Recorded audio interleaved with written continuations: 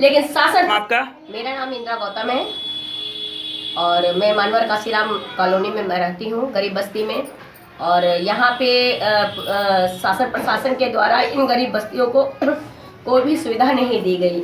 जो भी सुविधाएं मिली हैं प्राइवेट संस्थाओं ने आकर यहाँ पर भोजन और कच्चा राशन वितरण किया है। बाकी शासन प्रशासन से मैं नाम नहीं लेना चाहती हूँ कि मैं अभी नाम लेंगे तो हमारी सरकार ऐसी है तुरंत कार्रवाई कर देगी। हम लोग गरीब लोग हैं इसलिए मुंह भी नहीं खोल सकते चाहकर भी। जो समस्या हमारे महिलाओं को हमारे गरीब बस्ती में लोगों के साथ हो रही हैं वो लोग वही लोग जान सकते हैं। 2-2 साल के बच्चे, 1-1 साल के बच्चे जो ना बिना दूध के रह रहे हैं। यहाँ पे लोग महिलाएं अपने बच्चों को, छोटे से बच्चे को, 6 महीने के बच्चे को शरबत बना बना के जो है ना बच्चे को जिला रहे हैं। लेकिन शासन प्रशासन द्वारा यहाँ कोई ध्यान नहीं दे रहा है। और कोई भी ये अब मैं बोल रही हूँ, चाहे वो सांसद हो, चाहे वो सभासद हो, चाहे विधायक हो, चाहे कोई मंत्री हो, लेकिन मानवर काशीराम के नाम से हमें नहीं मालूम मानवर काशी नाम के नाम से ये लोग यहाँ पे लोगों को लाभ नहीं दे रहे हैं या ये जानबूझ के ऐसा किया जा रहा है। लेकिन जो लोग जा रहे हैं वहाँ पे विधायकों के यहाँ और लोगों के मंत्री के यहाँ तो ये कहा जा रहा है यहाँ से हम ये जाइए, बहन जी के वोट हैं मानवर काशीराम में, आप उन्हीं से जाके लीजिए आप लोग भोजन वगैरह। बताइए कितनी शर्म की बात है, इतनी बड़ी शर्म की बात कि इस लॉकडाउन में जहाँ हर आदमी परेशान है, हर गरीब परेशान है, जिनके पास छोटे बच्चे हैं जो बेरोज़गार हैं, देखें इन चेहरों को, ये लोग सब बेरोज़गार हैं। ये लोग जो है कोई काम धंधा इन लोगों के पास विशेष नहीं है, किराए पे रहते हैं। और ऐसे लोग जब किसी सांसद, विधायक या मंत्री के पास जाते हैं तो वहाँ पे बता दिया जाता है कि जाइए आपका बहन जी का वोट है। ये सर शुभ नाम आपका? अशोक सिंह। करते क्या हैं सर?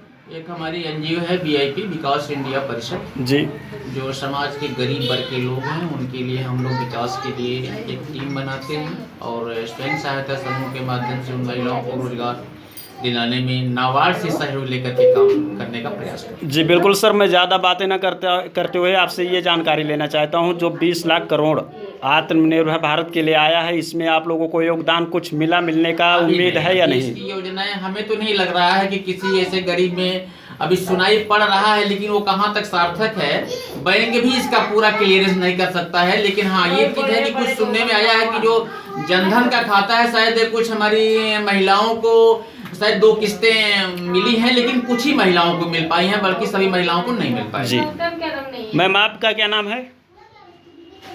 हमारा नाम है डॉक्टर विनय जी। और हमारी एक संस्था है जो महिलाओं के लिए ही काम करती है।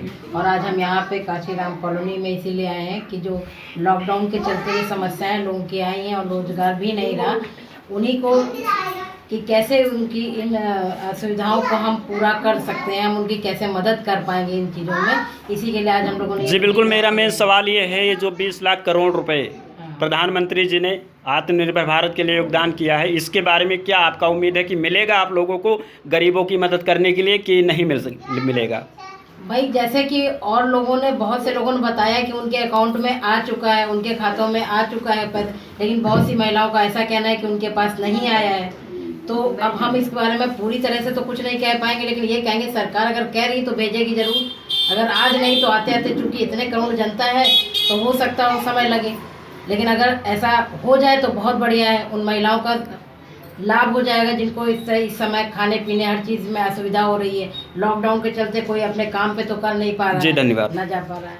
हाँ मैम, आप बताइए शुभ नाम, आप पहले अपना बता दीजिए। मेरा नाम कीर्ति द्विवेदी है और मैं जेडीयू से प्रदेश महासचिव हूँ जी। और कई 2-3 संगठन भी हमारे चलते हैं और समाज के समरूप जितनी भी हमें ज़रूरत होती है, हमें लगता है कि उनकी मदद करनी चाहिए तो हम उनकी मदद भी करते हैं। और आज हम सभी लोग यहाँ पर एकत्रित हुए हैं इन सभी लोगों की मदद करने के लिए, इनकी समस्याएं जानने के लिए कि इनके बीच क्या समस्या हो रही है और इस लॉकडाउन के चलते हुए जो भी समस्याएं इनके बीच आ रही हैं उनको पूर्ण रूप से पूरा कर सकूँ, ये मेरा दायित्व है। जी बिल्कुल, लेकिन हमारा सवाल ये है 20 लाख करोड़, इसके बारे में आप क्या कहेंगी?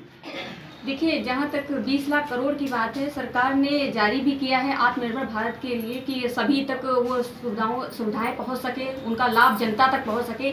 लेकिन मैं एक बात ये कहना चाहती हूँ कि जैसे 500-1000 रुपये सबके खाते में डाले जा रहे हैं, उनके खाते में सिर्फ 500,000 से उनका घर नहीं चलेगा। और सबके उनके डाले भी नहीं शिक्षा- जा रहे हैं मैम, सबके डाले भी नहीं जा रहे हैं। कुछ लोगों के डाले जा रहे हैं और कुछ लोगों के नहीं जी। डाले जा रहे। तो मैं उन सरकार से मैं निश्चित रूप से ये बात कहना चाहती हूँ कि आप जो 1,500 रुपये डाल रहे हैं वो उनके खाने तक भी नहीं पूरे हो रहे हैं, उनके खाने तक का भी नहीं हो रहा है। और उनकी शिक्षा का क्या है? खाने के लिए तो पैसे डाल रहे हैं लेकिन उनके खाने का भी पूरा नहीं हो पा रहा है, साथ में उनकी शिक्षा का कैसे होगा?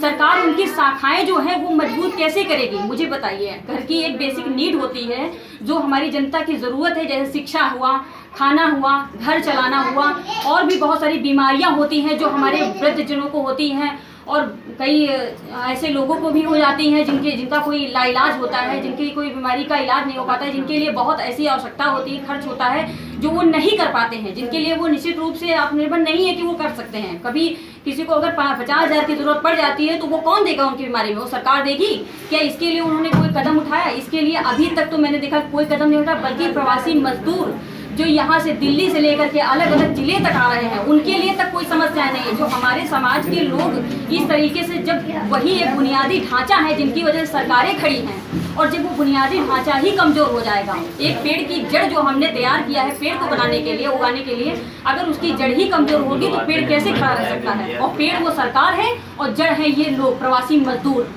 जी बिल्कुल बिल्कुल जी। तो मैं चाहती हूँ कि ऐसा कोई भी सरकार जो ये सब कर रही है वो ना करे और बल्कि लाभान्वित करे हमारी जनता को और उनकी चीज़ों को जो उनको चाहिए। जी बिल्कुल, धन्यवाद, आपने अपना बात बताया। और हाँ, नाम बताइएगा मैम।